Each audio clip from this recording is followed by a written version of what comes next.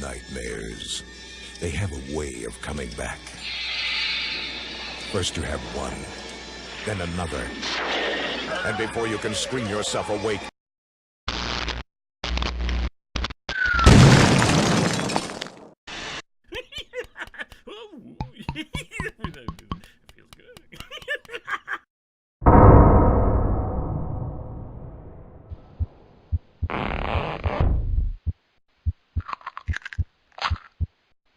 Hold it right there, Squidlips. If you think I'm gonna settle for just another sleazeball video promotion, you must be dreaming.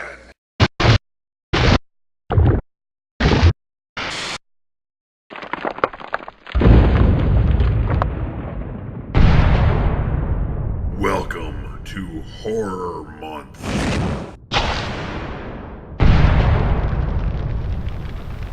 Okay, we're back again for Horror Month 2018 at Box Office Maniacs, and we've got another Nightmare on Elm Street to bring you from the Nightmare on Elm Street Blu-ray collection. A Nightmare on Elm Street Part 3. Alright, so it took Freddy, I mean, he was popular, don't get me wrong. Freddy Krueger was a popular character. Show some respect, buddy. This ain't your average drive-in movie schlock we got here. But this film, this is what made him a classic. This movie is what made Freddy Krueger the legend that he is now. Because this was it, Vince. It took all the cool stuff from the first one, whatever cool stuff they could find from the second one, put it in this one, brought Nancy back from the first one, which all the fans wanted, had a cool Freddy Krueger who looked spectacular in this film, came up with all his one-liners, and this was it. This was the big one. This is what made Freddy Krueger. Yes, I totally agree with that. This is where Freddy became the household name that he became. This is where he really blew up and became the most popular horror icon ever, was this film. Why? Why, you ask? Freddy Krueger, that's why, sucker!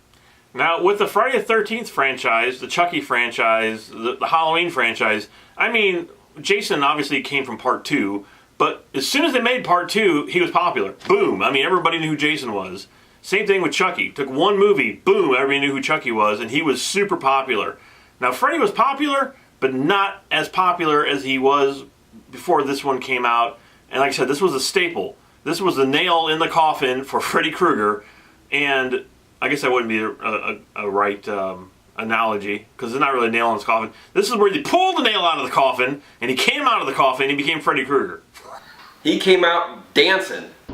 Okay, asshole. Let's dance. That's what he jumped out of the freaking coffin. And when it made this movie so cool was the fact that they took the dreams again and made the fact that you could do whatever you wanted in your dreams, because they were dreams. If you wanted to be a wizard, I am the wizard master. in your dream, or if you wanted to be whatever in your dream, In my dreams, I'm beautiful and bad. you could be that, because they were dreams, and you could use those powers in your dreams to fight the creature in your dreams. Sorry, kid. I don't believe in fairy tales. And I don't believe any other movie in the series did that. I think this was the only one. No, they did it after this. They once or twice. I don't remember that. I don't remember anyone saying, hey, I'm going to become a wizard master and go after Freddy. No, they didn't do that, but they did use their dream powers. Bringing back Nancy was a super smart idea, because she wanted to be in the sequel. She wanted to be in the second one, and then she found out she wasn't in the second one. It's not like she's like, oh, well, I did one movie and I'm out. She wanted to be in the sequels, and they just didn't ask her back for the second one. And then somebody got a brain and said, oh, hey, we'll bring her back for the third one. And just the story here, unlike the second one, the story here was outstanding. It was outstanding storiness. Well, the person who got a brain about it was Wes Craven. Went back to Wes Craven and asked him, hey, what do you think about doing a Nightmare on Elm Street 3? We know you weren't crazy about Nightmare on Elm Street 2, which is pretty much why he stayed away from that one. This one, again, I believe, again, he got to pick the director, but he had a lot more involvement in this one than he did Nightmare 2. And because of that, they were able to bring Nancy back. They were able to bring, make this story again, where it's blurring the lines between the dream world and the real world and everything, and you don't know what's real, you don't know what's up, you don't know what's down. And they did it in an even cooler way. And then on top of it, you had all these teens that had these, abilities that in their dreams they could be whatever they wanted to be. So it was just a mixture of fantasticness. And this one, you find out about Freddy Krueger. You find out that he's a bastard son of 1,000 maniacs. And that was 100. What? 100 maniacs. What did I say? 1,000?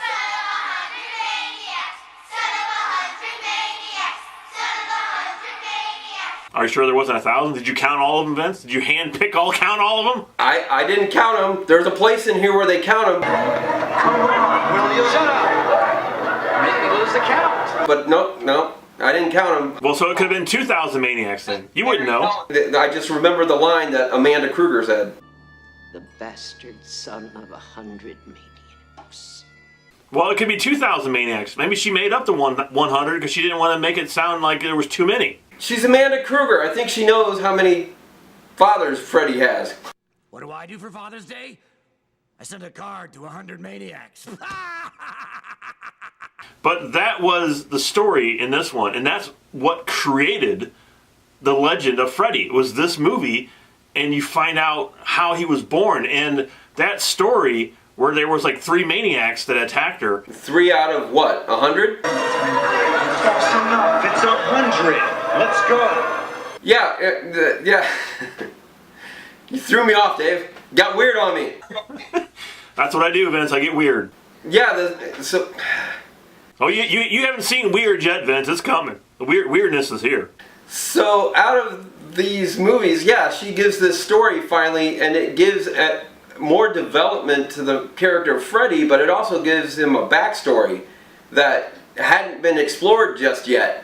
And the thing with Freddy again in this film, this is what made Freddy. He became things in the movie. He became television sets. He became a snake in the film. He became his own skeleton. And it was awesome because he wasn't just Freddy. It's like the second movie really didn't know what to do with him because he's such a cool character. This movie knew exactly what to do with him. And I still think out of all of the movies, this is what Freddy should have been throughout all the film. I agree with it, especially with this movie. I mean, it was so cool to see him change somehow, and not just have the Dream Warriors change into what, their superpower was, or give them their superpower, but he had a way to fight them too, because he could change the dream, he could change the nightmare, he could change himself. It was just fantastic, and what they came up with was fantastic. And going back to Amanda Kruger for a minute, the nun that was in the film that kept talking to the guy, you didn't know what that was. You thought it was just a nun. And when it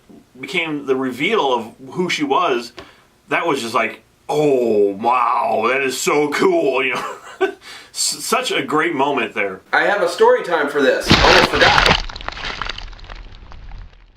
So when this came out, I was about 16 years old, I believe. I really wanted to go see it. I finally wanted to go see a Nightmare on Elm Street movie at the theaters. So somehow I convinced my dad, once again, to drive me to the theater. And the screen I saw it on was this little 2-screen theater. They had one big screen and then one small screen. In the theater itself, it only had like maybe all of 20 rows of seats and 4 seats each on either side of the aisle. I walk into the theater and I get down toward the front of the theater, and there's this black girl there.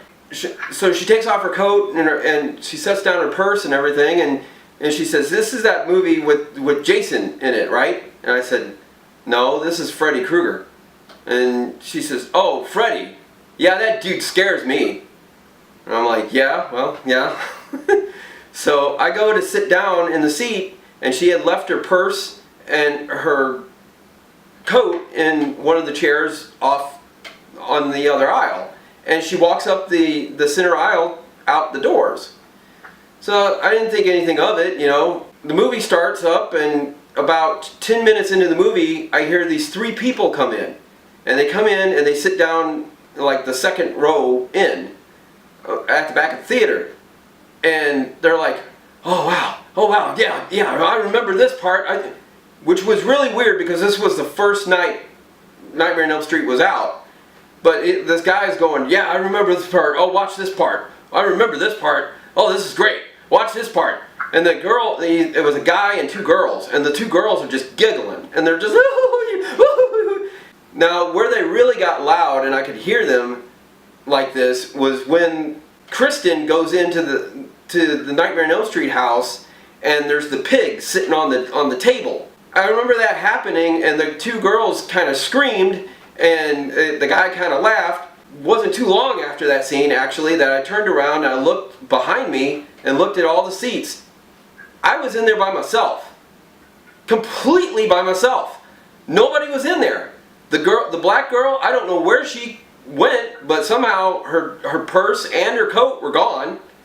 And these people had disappeared. Just completely disappeared. It was weird. It was very strange. So I watched the entire rest of the movie all by myself. So was your dad still there? No, he had gone home, so I had to go and call him when I got out. But oh, okay. So yeah, I watched the whole Nightmare on Elm Street 3 all by myself, which was really strange.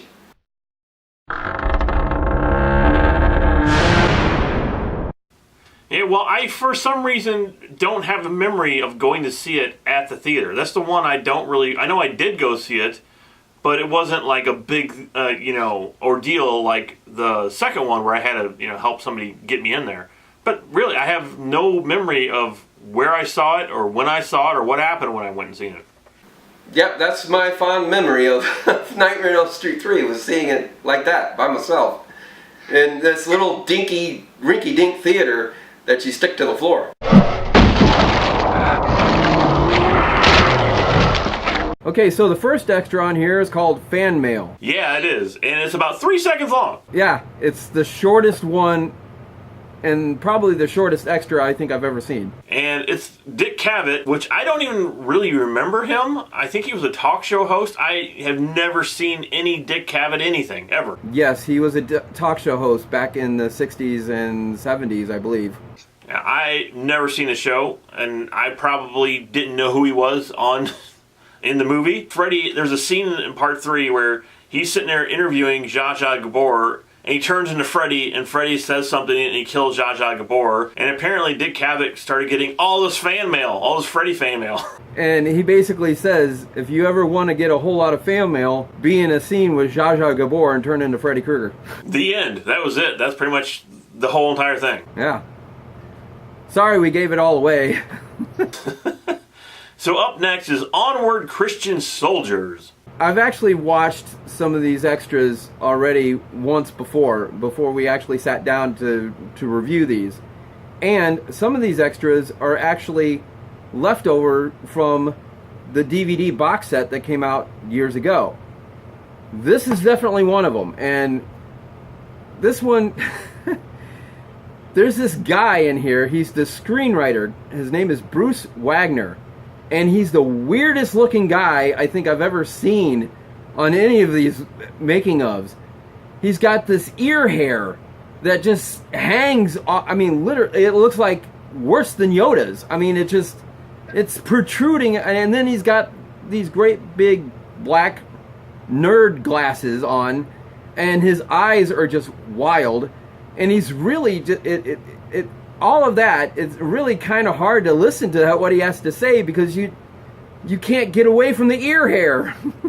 Yeah, especially since he's bald. The first time I saw him, I was like, is that his back hair? I said, no, that must be his ear hair. Yeah, he looks, you'd have to see ear hair looking in the mirror because it sticks out about like right out to here. I mean, it's like what? Here, you want Freddy's glove to chop a little bit that ear hair off there? I mean, he's a freak. But one thing that he did say that I got out of it when I tried to look past the ear hair was that the way he met Wes Craven, because I didn't know this, but apparently Wes Craven was originally supposed to direct Beetlejuice before Tim Burton got involved. Yeah, I didn't know that either. And when I heard that, I was like, he's like, oh yeah, we were supposed to be doing Beetlejuice together. I was like, whoa, that would have been an interesting movie. I'm glad Tim Burton actually did Beetlejuice because he was the right director for it, though. I think so too, but Bruce Wagner, I don't know if he actually did the screenwriting for Beetlejuice. I don't know, but he said after it fell through with Wes Craven is when Wes Craven actually called him up and said, hey, wouldn't you like to be on Nightmare on Elm Street 3 instead? And he was like, yeah, sure. And one thing I got to say about this extra, and from this point on, they're all kind of like this. It starts in the middle of them talking. There isn't a beginning to these. It's like all of a sudden it comes on and Wes Craven is in the middle of a sentence that he's finishing. It's like, where's the beginning of the sentence? They cut out the beginning of it and everything just starts in the mid-sentence, and it's stupid. I don't know what was going on here. Yeah, all the clips, they're like little clips, and they just put them together at different points. They're talking about the same thing, but it's like they did each interview separately and then just mashed them together. And the other interesting thing on here, which I never knew, was that Robert Englund comes on here, and he said he actually wrote a script for Nightmare 3, and which they didn't use, but I think he said they did use parts and pieces of it, like the TV sequence, I believe, is something that he might have written, if I remember right, that they put in there, but he had an entire script he wrote, and they never used it. Yeah, they didn't use any of it. And he basically talked about how he made Freddy more fun, like the whole scene with the TV. He ad-libbed that, welcome to prime time. He said the original line was something like, welcome to TV, or said something like that, or, It was like, you're on TV now, girl, or something like that. Yeah, and that became one of the most famous lines in Nightmare history. He said he usually just followed the script and followed what they said, or they have it written for him to say, and I think maybe he should have ad-libbed a little bit more in these movies. Yeah, I think so too. Okay, up next is Snakes and Ladders. There's two people on here. I really wish they would have done an audio commentary to this movie, because I would have really liked to hear these two people talk about this movie, and one of them was the director, Chuck Russell. After two successful films, here you have a third film, and they're making it on a paper-thin budget. They gave them no money to make this movie. And it's like, if a scene didn't work, they're like, oh, we're going to cut that because we don't have time to go back and film this. You had one chance, and if you didn't get it, goodbye, we're not filming this scene. Like the scene with the pig going, whoa, like barking, which is one of the scariest scenes in the movie, because I remember everybody jumping. The director wanted that scene in this movie, and they're like, nope, we don't have time to film that. We don't have time to make a puppet pig. We're going to cut that out. So the director actually went out and bought a real pig, cut a hole in it, had somebody stick their hand up inside the pig and make it jump. He's like, well, we can do that, right? And stuff like that. It's just amazing to me. It's just amazing that they don't, give these guys any money, any time, any budget, and just want to rush, and get this film done. And the movie turned out to be one of the best, or the best, Nightmares ever. And he also kind of stuck to his guns as far as doing that pig scene. He was like, no, I'm going to put it in there. And of course, they talk about, which I thought was really funny, the snake scene with Freddy, saying that he's basically a penis. And that's what they designed him to look at, like a big penis that was going to eat the girl. Yeah, he was supposed to be a Freddy penis at one point. And they were like, well, this is just too over the top. And then again, here you're talking about the budget and how, they only have a short period of time to go and film this stuff. So they couldn't just get rid of it. They had already built all this thing, so he was going to use it anyway.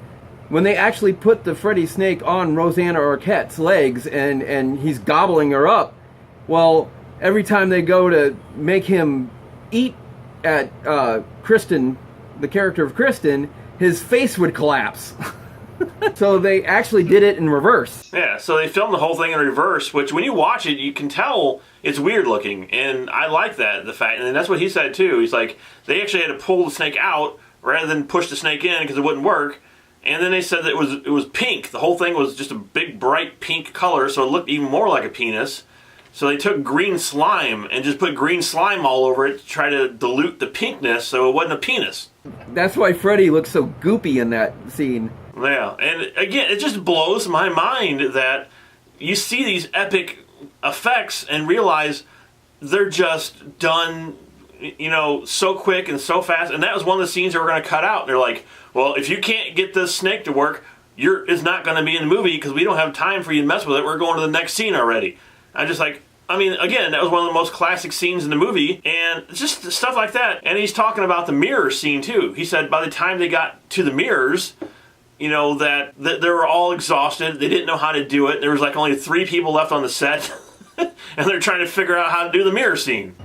Yeah, and they end up using this Mylar, you know, as Freddy's in there, they're just kind of wiggling around and stuff. And it turned out to be a fantastic scene. Yeah, I really like this extra. I mean, it really, like you said, I would love to hear some behind the scenes with these guys on how they actually did all these effects. It would have been really interesting. Now, that was something I would actually sit and listen to. Next is Trading 8. And Ear Hair is back. Ear Hair has made a return in this one. Yeah, he came back in this one for a little bit. And he didn't shave his ear hair either. It's still there. I think it grew longer in this one. This one is kind of short. There's not much to it, and once again, it's just the clips, the interviews, just kind of shoved together. So next up is That's Showbiz, and this is kind of funny actually. It's kind of short, and Robert Englund is basically talking about how he got done filming one of the sequences, and I think he took his makeup off, and he walks outside with somebody, one of the directors or some actor or something. He was with Kevin Yeager. Yeah, and it's like after he'd been filming for almost 24 straight hours and they're exhausted and hungry, and there's a taco truck sitting there, and there was a jail across the street, that's what it was, and these drag queens had just came out from the jail, and they're all just sitting around with these drag queens eating tacos together, talking to them after 24 hours of shooting. And what I loved is he was talking about what he was eating, and what he had was an LA hardcore burrito. He said it was one of the best hardcore burritos he's ever had. And I actually like this next extra too. It's called Burnt Out, and it's John Saxon talking. And he came in, and he's like, all these new directors and new people were there. He says the first day one he was there to film. He said he was only on set for a couple days. And they were all excited and all ready to go. And they said, you know, people would walk up to him. He's like, oh, let me get you that chair, Mr. Saxon. Let me get you a coffee, Mr. Saxon. What can we do for you, Mr. Saxon? He said they were all full of energy.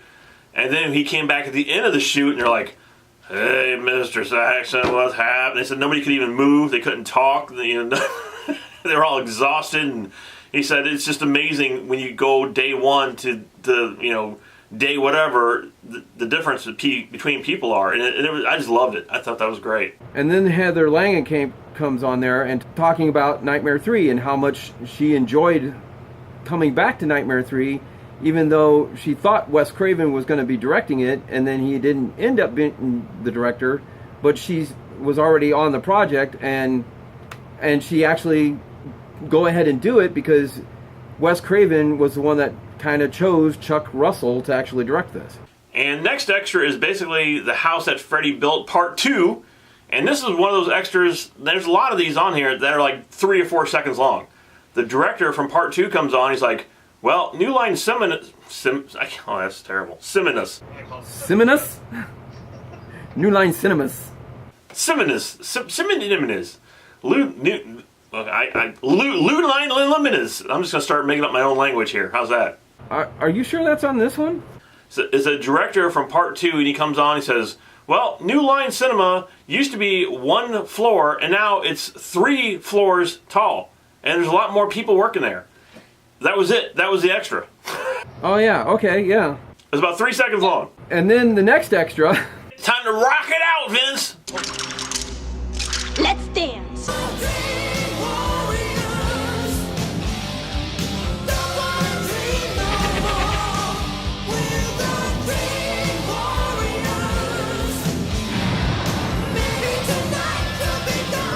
I remember just when this movie came out, I just remember people talking over and over and over again about Dokken and about this song, and everybody loves this song.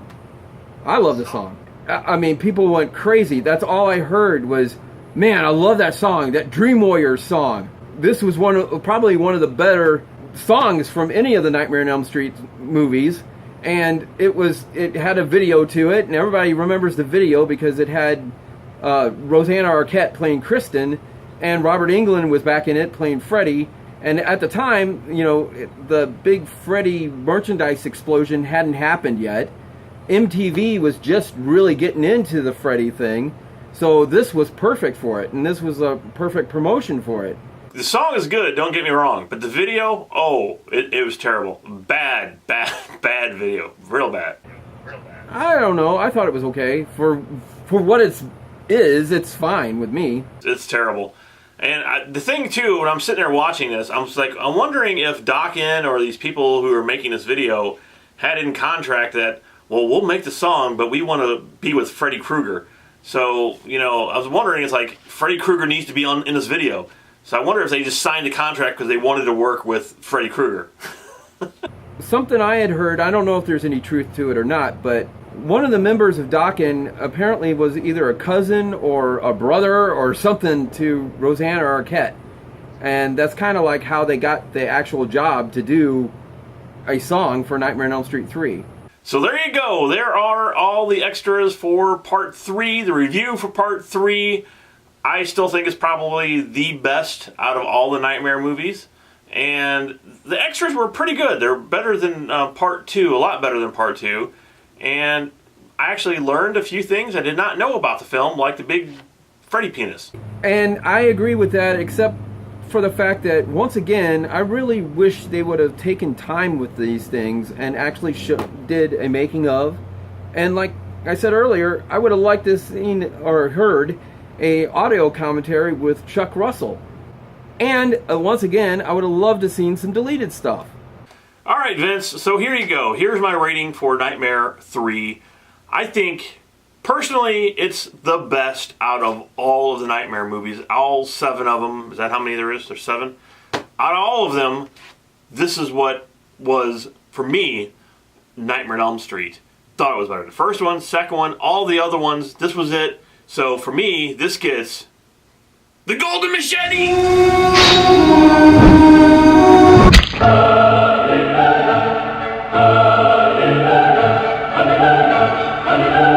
Yeah, so finally, to review the movie, to actually give the movie my rating, my score, it's definitely, without question, the bomb!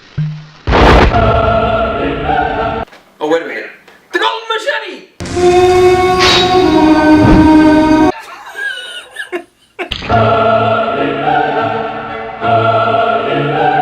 You're close, Vince. You're real close. But you now have the time to subscribe to us because it's Horror Month 2018 and we're doing the whole Nightmare on Elm Street series. And to see all that, you've got to hit that subscribe button and come back and see us. That's pretty weak. That was pretty weak, Vince. Yeah, well, we had this epic review and an epic extra section. We had to have an epic ending here. Let's sing some Dokken. Yeah, that's what we need. Dream Warriors. That's all I know. We're the Dream Warriors. Wow. Okay, that's. They gonna dream no more. That's horrifying enough. Good job. Good job. I think we just lost. Dream Warriors. I think we just lost our entire subscribing. They gonna dream no more. Okay, so I think we scared everybody up enough, and please return. We are doing Subscribe to Box Office Maniacs. Part 4 is up next. Dream Warriors. What a nightmare. Who were those guys?